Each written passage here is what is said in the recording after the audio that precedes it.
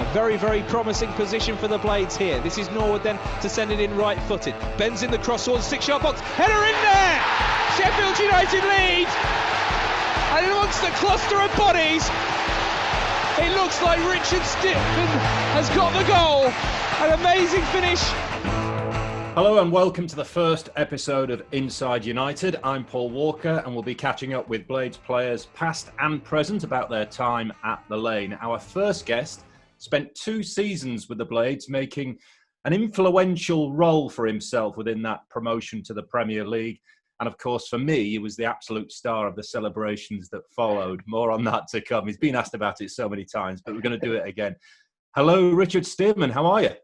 Very good, thank you. Thank you for having me on. No, you're more than welcome. First of all, how's lockdown been? Yeah, I mean it's been testing, like I'm sure it is for everybody. I've got 3 kids under 5. We've had a newborn during lockdown, so it's been it's been pretty hard work, but is what it is. We're sort of getting on with it, and yeah, is hopefully the lockdown conditions can ease up a little bit soon, and we can get back to a little bit of normality. Have you been grateful, though, of the family time that lockdown has provided?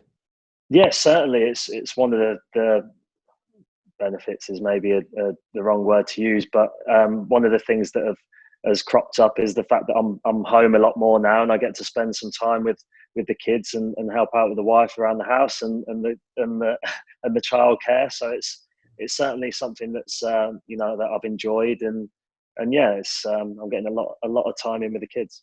Are you a good house husband then? Do you muck in? I've had to learn how to be. Yes, with 3 kids, especially with a newborn, it's a lot more is being asked of me, so I'm doing my bit. And how do you escape the stress of it all? Because let's be honest, it is stressful. I've spent most of my time homeschooling mine too, because my wife is working from home. She's in the spare room all the time. That is a nightmare. It is, but like I said, just being back with them, being able to enjoy the good weather outside. We're lucky We've got a nice garden. We've been out there numerous hours, so that's keeping me busy, as well as having to keep up with my fitness work. We've obviously all been given schedules to adhere to, so that as well. It's sort of I don't get much time other than that to do those 2 things. And it's been so long now without football. How tough has that been to take? Yeah, it's strange, isn't it? I think it's the longest period, bar one injury, I've had without playing football since I left school. So it's certainly something different. It's a bit of a shock to the system going so long without some scheduled football and some routine around what comes with that. So it's something we've all had to live with and learn to cope with, and yeah, hopefully we're seeing a little bit of light at the end of the tunnel now. Obviously you're at Huddersfield now. We'll talk about your time at United, but I'm interested to know what kind of contact you're able to keep with the rest of the squad at Huddersfield. Something similar to what we're doing now. So we've all been given we all were given schedules to, like I say, to adhere to, fitness stuff and heart rate belts and GPS monitors, so we can be tracked, and the club can sort of keep an eye on what we're doing, but as well, sort of a bit of social interaction, scheduled Zoom sessions to might just be a general bike session or some weights or whatever it might be. Get the whole squad together on a Zoom call, and yeah, so we can have a little bit of interaction that way. How do you feel about going back? I mean, it's interesting for you because you've got 3 young ones at home. I just wonder whether there's a concern there, and that would be an understandable concern. Yeah, of course there is. Yeah, I think initially, yes, that was obviously a concern for everybody, but myself, obviously, with a newborn in the family, it's an added thing for us to consider. And I think what the great thing is about football, it's probably the safest industry at the moment to be a part of. We're getting tested 2-3 times a week. The training grounds are all cleaned regularly. The staff are all wearing PPE gear. We're outside. Obviously, we don't enter a building at all. So, in terms of that, it was a slight concern, but I think we just got to get back to to normal life and try and get the world going again, and us going back to football as long as it was safe, and I believe it is the right thing to do, in my opinion. And in terms of the training, Richard, are you in small groups at the moment then? Yes, so initially it was individual work. It's progressed into small group work, and hopefully we're just waiting for the all clear. I know the Premier League have obviously had it, but for some contact stuff, we're hoping to hear back, and maybe possibly early next week we can progress into the contact stuff, which would be nice for us, and probably ease up on the sessions a little bit. So it's all a bit running based at the moment, so it'd be nice to go and clamp someone in a tackle rather than running around pitches all the time. So I guess it's kind of a pre-season within a season, isn't it, at the moment? Which yes, must be really odd. Yeah, it's exactly what it is. It's like we're doing a second pre-season. So any player will tell you pre-season's not a nice thing. So especially off the back of a few months off rather than 6 to 8 weeks or whatever we usually get. So yeah, it's been tough. It's been hard work. Obviously the heat's kicking in as well now. So but it is what it is. We're willing to do it to get football back going, and yeah, hopefully it can be sooner rather than later. And the potential of playing in empty stadiums, how do you feel about that? Yeah, I mean, we play football for the fans. It's a community game. We obviously would love our fans to be in. I mean, Bramall Lane, what a place that is, and when that's packed and bouncing, there's no better place. And it's a shame that, you know, it's come to this, but to get the season done and dusted, I think it's obviously got to happen from a safety point of view, and we've just got to kind of get on with it. Yeah, I mean, it's going to be a strange situation for us all to be in, but it's one that we find ourselves in, and that we're going, like I said, we're just going to have to deal with, get the games over and done with, and yeah, see what happens moving forward. So it was back in January you swapped South Yorkshire for West Yorkshire. How much of a disappointment was it to be told that, thanks, Richard, you've been a great servant, but sadly there's no place for you with us on this journey in the Premier League? Yeah, I mean, it was gut wrenching, to be honest. I'd fallen in love with the place. I loved the dressing room, the staff.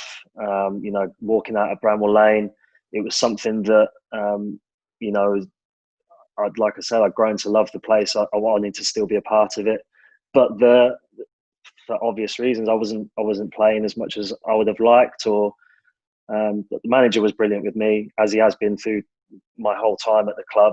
I wasn't told to leave. He just said, if something comes up that you like, your contract is running down, you know, just keep a dialogue, and if something, like I said, if something comes up that you want to pursue, you're welcome to leave. You've been a fantastic servant for us. We won't stand in your way.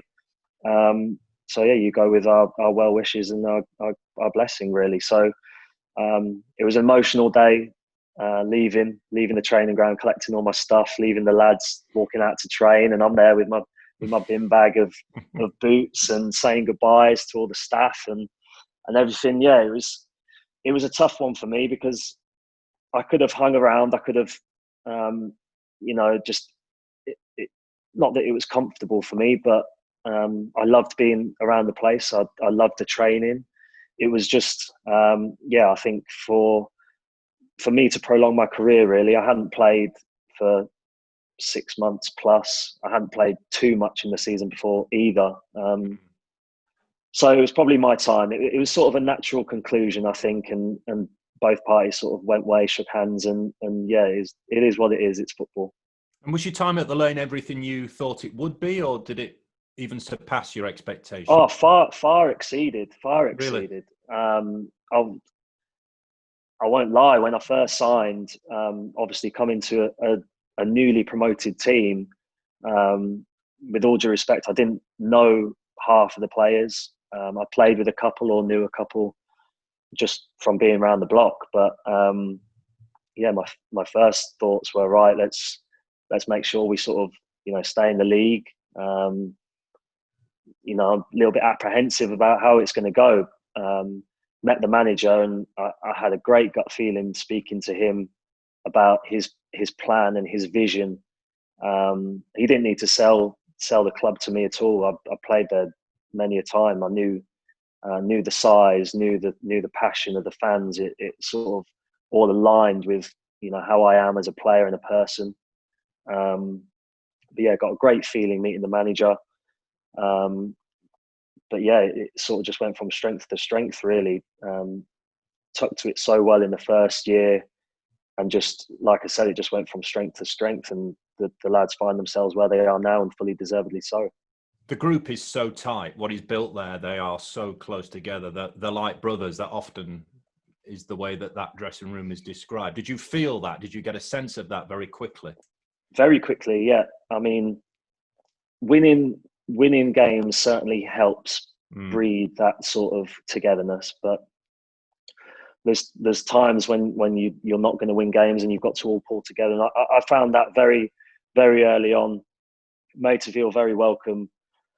Yeah, coming into a new dressing room can be a tough thing for a player, but yeah, welcomed in with open arms. I think they could tell that I was there to help. I wanted to, in the way I train and the way I am, I want to be, I want to win. I want to, for us to succeed, and they were all the same. It was a very hungry squad that had tasted success and wanted to continue to be successful. And that's obvious in what's occurred since. That's continued throughout. I think the team spirit is one of their biggest strengths, and has continued to be. They dig deep and they're there for each other. A lot of those boys have come from League One and followed the manager all the way through, and it's amazing. It's an amazing story. It's great that I was a part of it, and I could have played a role. And I'll continue to watch with a smile, and fingers crossed that they can continue to do what they've been doing.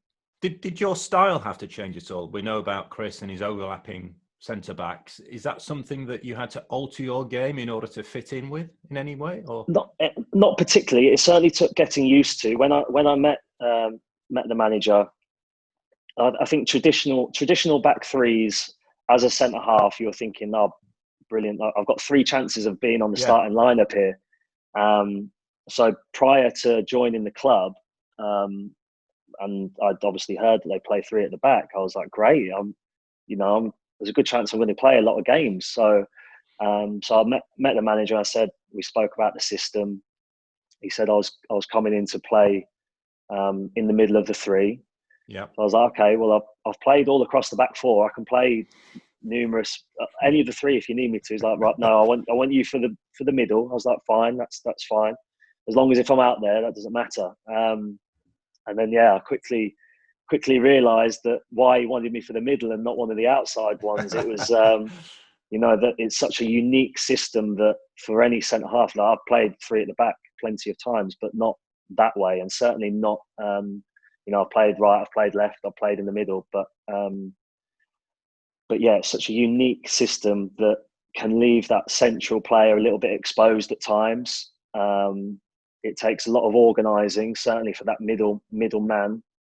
However, I believe that's possibly one of my biggest strengths. So it obviously took a little bit of time to get used to, but once I found my feet in that position, I loved it. I think I really enjoyed playing in that system. And yeah, it obviously was very successful for the team. And obviously it's working very well now in the Premier League. I did want to ask you about Egan and OConnell in particular. We know what Chris Basham offers, but here are 2 guys that are getting a lot of attention from elsewhere, other clubs we're told, but certainly pundits, the media.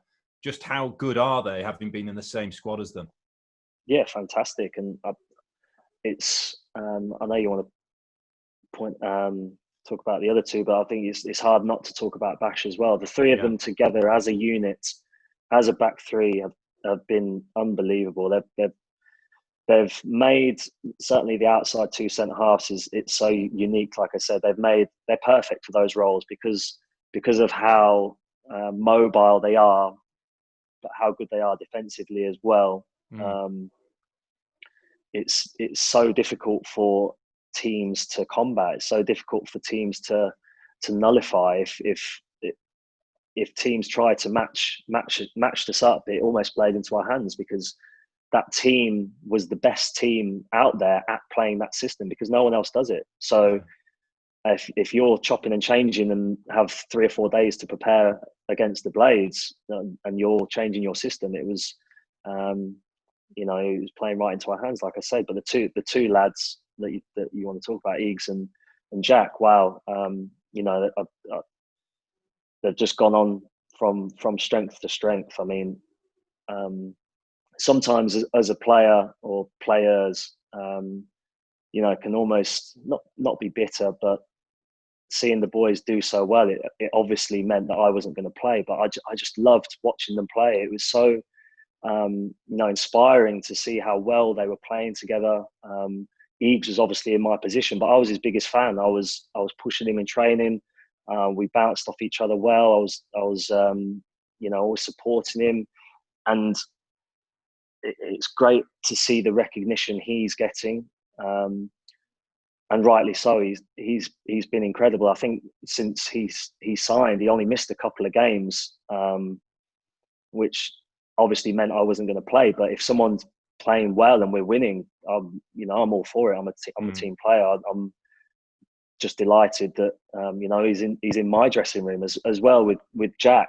I don't think there's another player out there like him right now, certainly for what he does both defensively and attackingly. And I think the stats would only go to back that up in terms of, crosses into the box or, distance ran, aerial duels, the list is endless. And with Jack especially, I'm delighted for him because of the way he is day in, day out.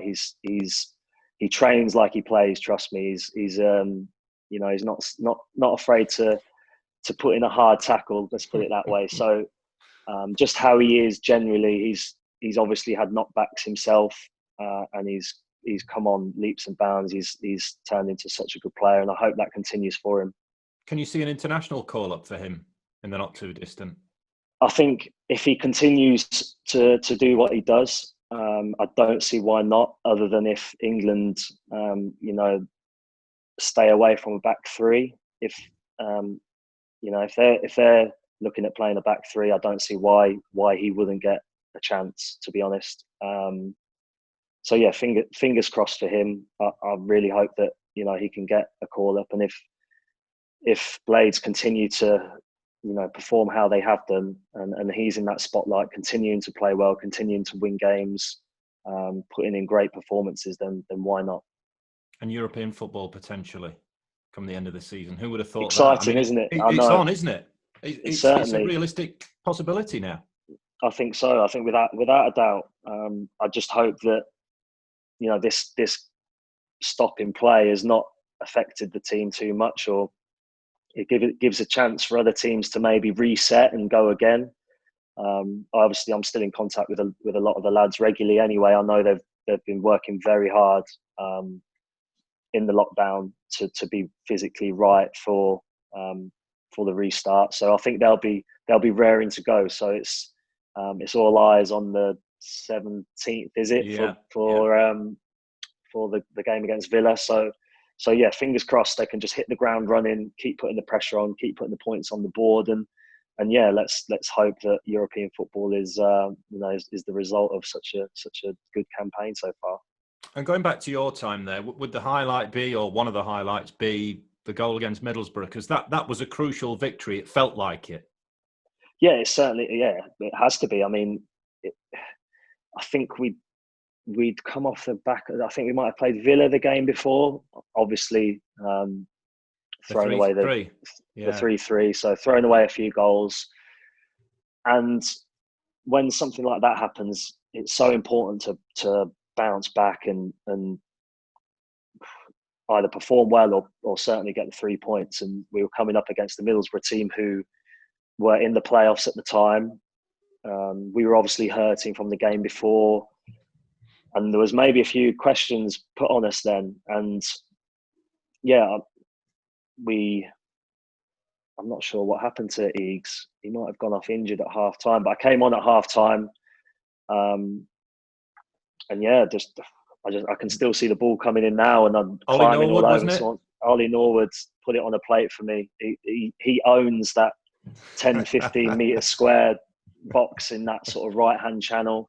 Put a beautiful ball in, just begging for me to head it in, and I could see it in the air still. I'm thinking to myself, right, this is my chance to, one, go and score, but two, sort of remind people that I'm still here. I'm still alive. I can play. Sort of let the manager know that, if I'm needed, I'm still around. So, yeah, to score, I played pretty well as well for the rest of the game. We kept a clean sheet. I scored the winner. It was such a good feeling. For me to contribute in such a big way to a game. But I think the season on the whole, it didn't hang in the balance, but it was certainly a big 3 points for us. A hugely vital victory, and it sort of set us up then to re-attack. And like I say, just delighted that I could have helped out in such a huge way on the pitch. To score a goal in front of the Kop and win 1-0. Don't get much better for a defender. Absolutely. Talking to Chris throughout that campaign, he never really admitted it that, promotion was on. But looking back and telling us about how the feeling was in the dressing room at that time, I think the goal against Middlesbrough was February time. So you must have started to get a feeling around then that this was possible. Yeah, of course. I mean, going all the way back, even to the season before, we were right in the mix for promotion for the majority of the season and just couldn't get over the line. So we knew we had the ability within the dressing room to mount a challenge. Whether or not people thought that outside the dressing room, we didn't particularly care. We knew we were confident quietly within our dressing room, like I say, that we could challenge. So we were comfortable with that title that we were up there to be shot at, and we just kept picking off teams. Teams just couldn't handle the system, couldn't handle the way we played, the quick switches of play, the overlapping centre halves, the goals we had in our team, the creativity. It just all came together. And I remember going into the final run-in, and everyone was sort of tipping Leeds, and no one really was talking about us or giving us much of a chance. It was all sort of Leeds this, and it just sort of spurred us on to prove people that we were serious and we wanted it. And I think that just showed in the run-in how mentally strong we were to rise above sort of the noise that was going on outside of Sheffield United. And of course, there was the Ipswich win, which pretty much did it. Mathematically, it wasn't quite there, but let's be honest, it was done then. And then you're in that position where you're watching action from elsewhere the following day. What was that like to be with the group, watching the game unfold? It was incredible. Like you say, the Ipswich game, it sort of finished it off for us. So we half celebrated that, it's virtually done. Barring some sort of miracle. So it was all teed up for Leeds, wasn't it? The next day, obviously Sky had given them, prime time to get it done. But so we had a little celebration after the Ipswich game. And then, I think the rest of it, we're back on it tomorrow. Is all sort of plastered over social media. But we had a bit of a celebration, like I say, after the Ipswich game, all together, all as a team and staff. Everybody that was in sort of the trenches with us was there, and then we sort of arranged to watch the game.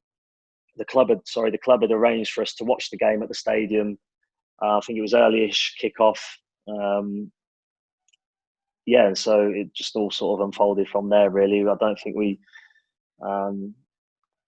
particularly got much sleep from the night before. Sort of rolled into the next day and sort of continued on that sort of vein. But that sort of shows the sort of togetherness that not only we had as a dressing room, but equally as a staff and players combined, and just as a club as a whole.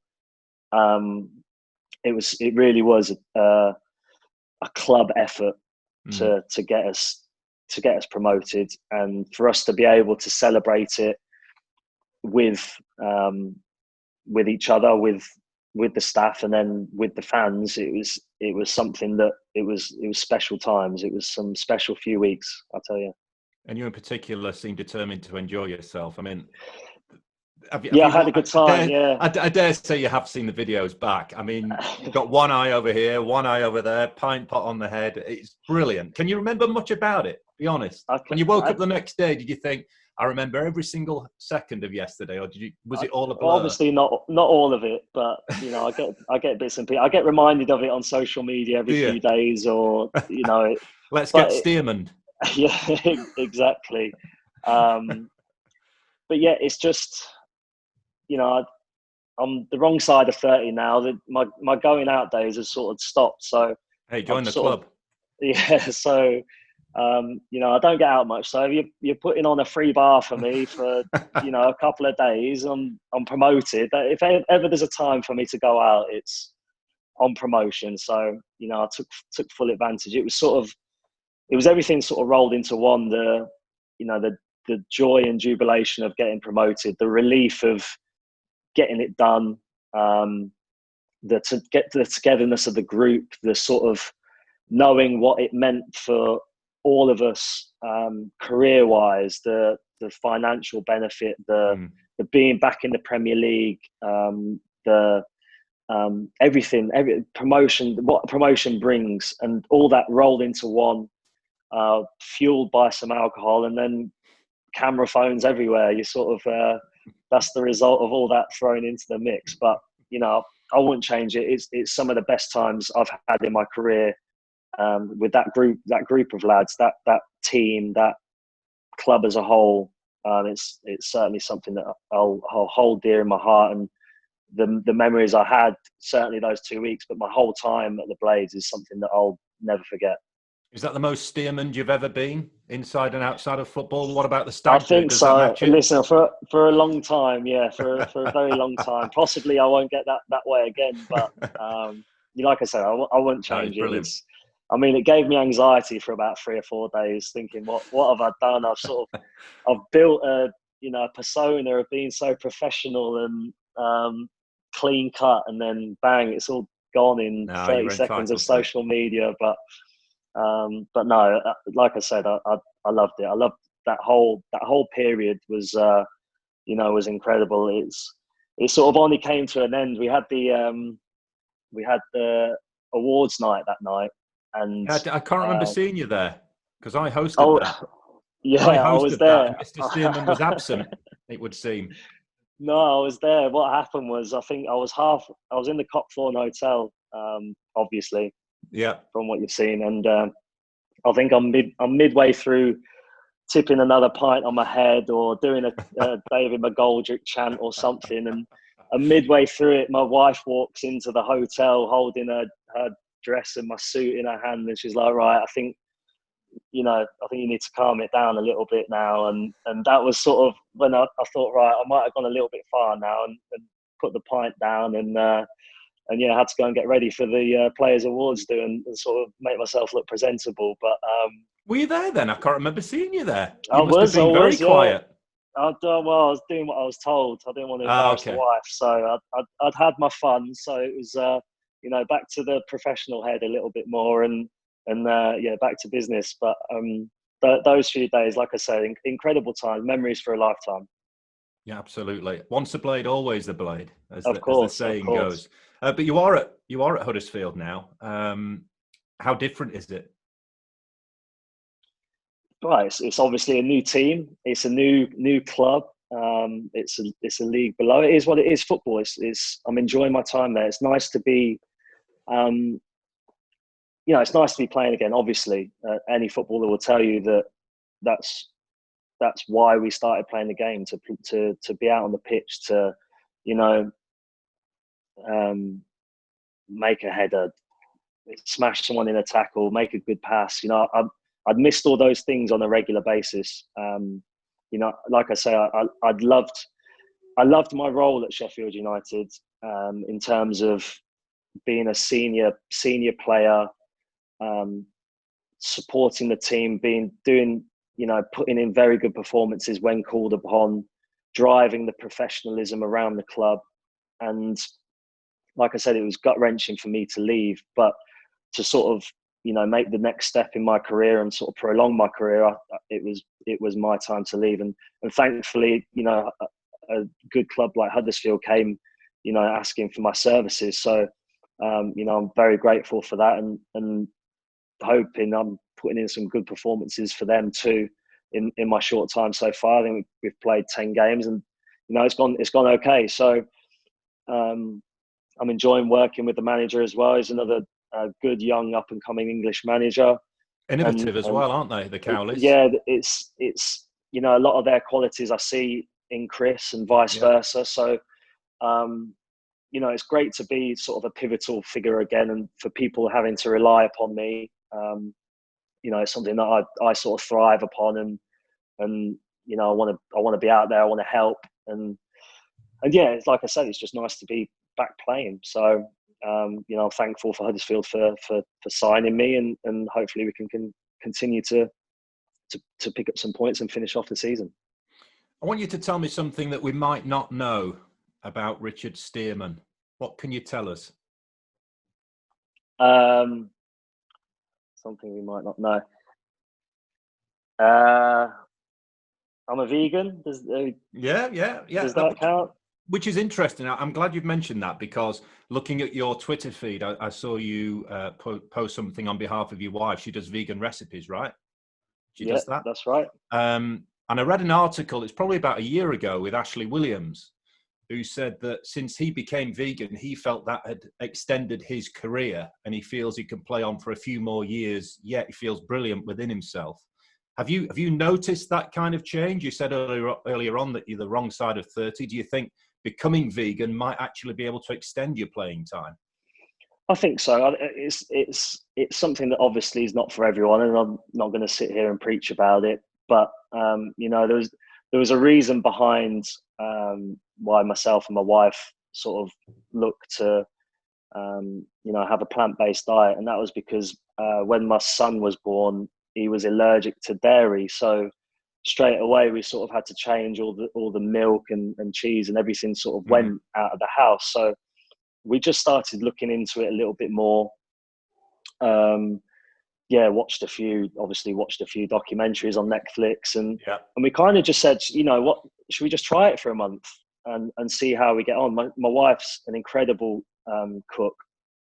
So for me, having a plant-based diet is quite an easy thing. That one of the hard things about it is getting the variety and the flavors that comes with having a plant-based diet. And because my wife's so good in the kitchen,